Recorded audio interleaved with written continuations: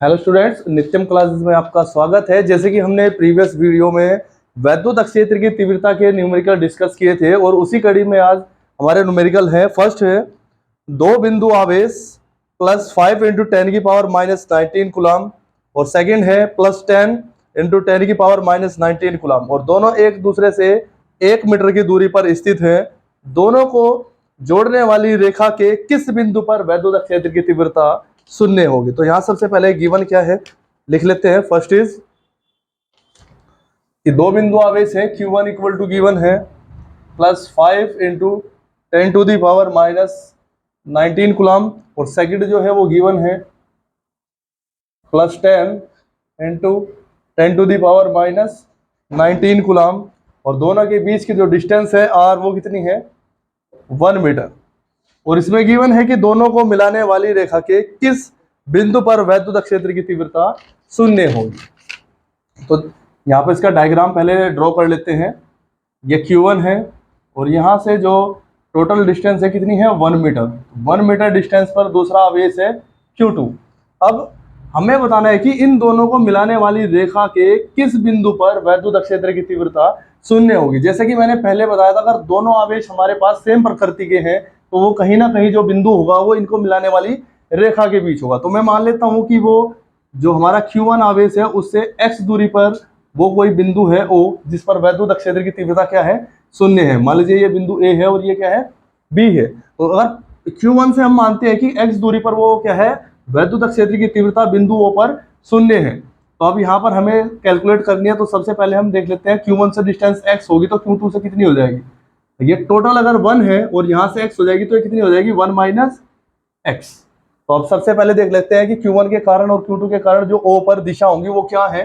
तो Q1 जैसे कि आपका पॉजिटिव चार्ज है और Q2 भी क्या है पॉजिटिव चार्ज है। तो हमें पता है कि पॉजिटिव चार्ज की वजह से जो वैद्युत क्षेत्र की दिशा होती है वो क्या होती है बाहर की ओर होती है। तो यहाँ से अगर मैं देखूंगा तो O पर जो Q1 के कारण है वो दिशा हो जाएगी बाहर की ओर। ऐसे ही अगर मैं Q2 के कारण देखूंगा ये भी प्लस है तो इसके कारण दिशा हो जाएगी बाहर की ओर। अब देखो जैसे कि हमें पता है कि रिजल्टेंट जीरो कब आएगा कि दोनों की डायरेक्शन अपोजिट है तो इनका डिफरेंस कहीं ना कहीं हमें डिफरेंस से मिलेगा और वो जीरो आएगा। तो सब फर्स्टली हमें कैलकुलेट करना है E1 और E2 का मान। तो यानी Q1 आवेश के कारण O पर वैद्युत क्षेत्र, यानी Q1 के कारण बिंदु O पर जो वैद्युत क्षेत्र होगा वो है E1। तो E1 इज इक्वल टू हो जाएगा 1/4 pi epsilon not Q1 upon distance यहाँ से कितनी हो जाएगी AO का स्क्वायर। तो यहाँ पर वैल्यू रखते हैं 1/4 पाई एप्सिलॉन नॉट की वैल्यू होती है 9 इंटू 10 टू द पावर 9 और Q1 की जो वैल्यू है वो कितनी है 5 into 10 to the power minus 19 और जो डिस्टेंस है वो कितनी गिवन है x, तो x स्क्वायर। यहाँ से इसको इक्वेशन नंबर 1 सपोज कर लेते हैं। अब नेक्स्ट Q2 के कारण Q2 आवेश के कारण O पर वैद्युत क्षेत्र, तो ये हो जाएगा E2 is equal two similarly यही फॉर्मूला हमारे पास रहेगा Q1 की जगह Q2 आ जाएगा और डिस्टेंस हो जाएगी BO। तो डायरेक्ट मैं वैल्यू पुट करता हूँ 9 इंटू 10 टू द पावर 9 और जो Q2 की वैल्यू है वो कितनी है 10 इंटू 10 टू द पावर 19 और डिस्टेंस कितनी है 1 minus x square. Equation number 2। अब मुझे पता है कि दोनों के जो डिफरेंस है यानी नेट जो तीव्रता मिलेगी वो किसके कारण मिलेगी मुझे दोनों के डिफरेंस के कारण। यानी परिणामी O पर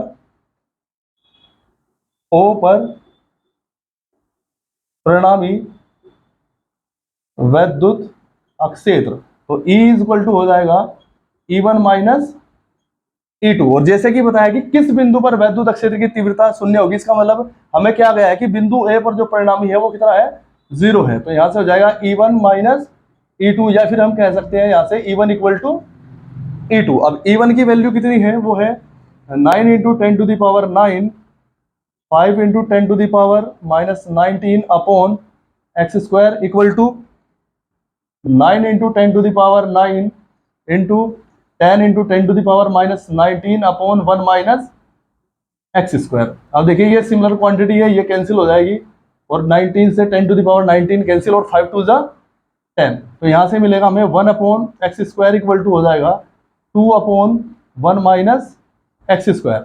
अब इसको सोल्व करेंगे तो सोल्व इसको मैं ऐसे लिख सकता हूँ, और सिमिलरली इसको यहाँ पे अगर √2 यहाँ पर 2 है, तो अगर मुझे पता है कि √2 इंटू √2 किसके इक्वल होता है 2 के, या फिर कह सकते हैं √2 का स्क्वायर इक्वल टू होता है 2, तो यहाँ से मैं इसको लिख सकता हूँ स्क्वायर √2 अपॉन 1 माइनस एक्स का स्क्वायर। तो सिमिलरली अगर मैं इसको सिंप्लीफाई करूंगा तो यहाँ से हो जाएगा 1 upon x is equal to √2 upon 1 minus x, और जैसे ही मैं क्रॉस मल्टीप्लाई करता हूँ तो मिलेगा मुझे 1 minus x is equal to √2 into x.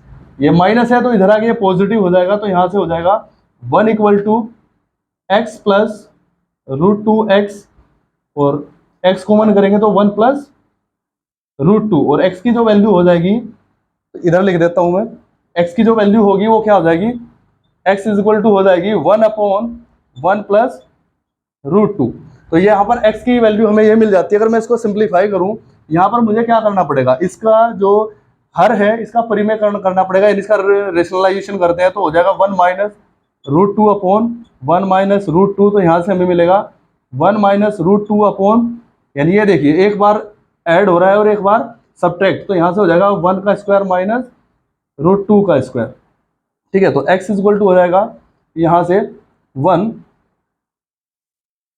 Minus √2 upon 1 minus 2।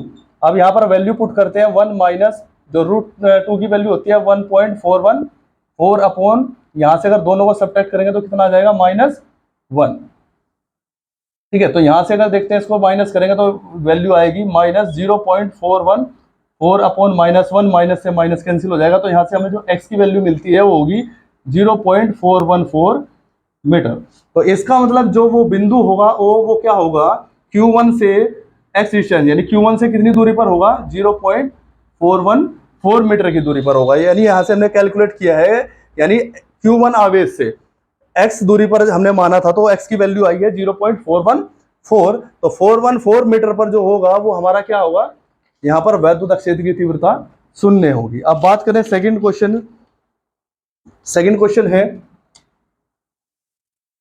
हमारा, चित्र में 3 बिंदुओं A, B तथा C के बीच की दूरियां प्रदर्शित हैं। बिंदुओं A तथा B पर क्रम से +1.2 इंटू 10⁻⁻19 कूलम तथा -1.6 इंटू 10⁻⁻8 कूलम के आवेश स्थित है। तो बिंदु C पर वैद्युत क्षेत्र की तीव्रता तथा दिशा ज्ञात कीजिए। तो क्वेश्चन नंबर 2 में बात करें तो 2 में क्या गिवन है, आपको एक फिगर गिवन है A, B, C।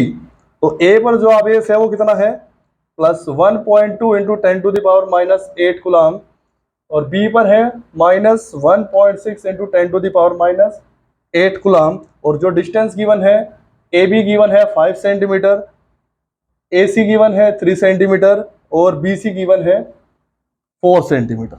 तो आप इसमें जो दिया है, इसमें आपको परिणामी वैद्युत क्षेत्र की तीव्रता निकालनी है बिंदु C पर। तो बिंदु C पर फर्स्टली मुझे क्या निकालना है, ये प्लस आवेश है, तो मगर इस प्लस आवेश के कारण इस पर दिशा देखता हूं तो वो क्या होगी, यानी प्लस के कारण जो दिशा होती है वो क्या होती है, बाहर की ओर, यानी ये हो जाएगी EA, और यहाँ पर B पर आवेश माइनस है तो माइनस के कारण दिशा हो जाएगी अंदर की ओर, यानी EB। ठीक है, तो यहाँ पर जो परिणामी होगा वो कहीं ना कहीं इस डायरेक्शन में होगा। मान लीजिए जो परिणामी है वो EA से थीटा कोण बनाता है, कितना बनाता है, थीटा कोण। तो हमें सबसे पहले क्या करना है, EA और EB को ज्ञात करना है। तो EA और EB को ज्ञात करने के लिए सबसे पहले निकालते हैं, यानी बिंदु A के आवेश के कारण C पर वैद्युत क्षेत्र, तो ये कितना हो जाएगा, EA इक्वल टू हो जाएगा 1/4πε0 इंटू, यहाँ पर जो आवेश है, यानी कि इसको मान लेता हूँ मैं, जो आवेश A पर है तो QA ही मान लेता हूँ, QA अपॉन यहाँ से आज तक की डिस्टेंस कितनी है, AC का स्क्वायर, तो यहाँ से हो जाएगा 9 इंटू 10⁻9, और QA की जो वैल्यू है वो है 1.2 इंटू 10⁻⁻8, और A से C की जो डिस्टेंस है वो कितनी है, 3 सेंटीमीटर। 3 सेंटीमीटर है तो इसको मीटर में कन्वर्ट करेंगे तो कितनी हो जाएगी, 3 × 10⁻⁻2 और इसका स्क्वायर। तो सोल्व करते हैं, 9 × 10⁹ 1.2 × 10⁻⁻8 अपॉन 3 का स्क्वायर हो जाएगा 9 और -2 की पावर 2 है तो हो जाएगा 4। 9 से 9 कैंसिल हो जाएगा तो यहाँ से मिलता है हमें 1.2 × 10⁻, अब -4 है ऊपर जाके पॉजिटिव हो जाएगी तो 9 + 4 हो गया आपके 13 और 13 - 8 करेंगे तो कितनी हो जाएगी 10⁵ न्यूटन पर कूलम। ऐसे ही हम क्या करते हैं कि नेक्स्ट बिंदु बी के आवेश के कारण